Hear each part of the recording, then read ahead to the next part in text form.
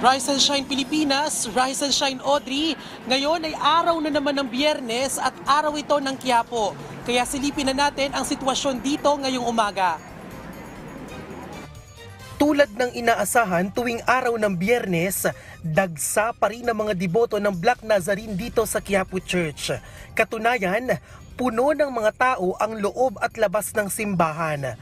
Marami sa mga deboto ay maagang nagpunta rito upang maiwasan ang siksikan.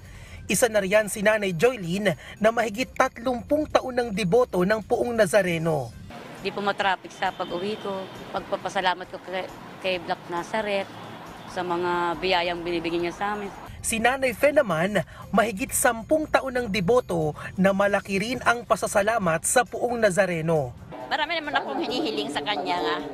Tulungan ako, bigyan ako ng kasakatawa, pati mga anak ko, buong pamilya ko.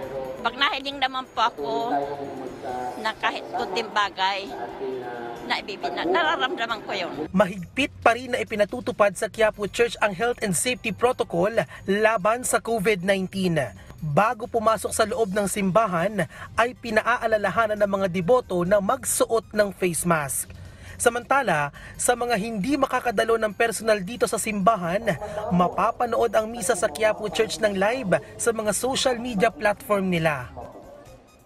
Audrey, unti-unti nang bumibigat ang trapiko dito sa kahabaan ng Quezon Boulevard sa tapat ng Quiapo Church.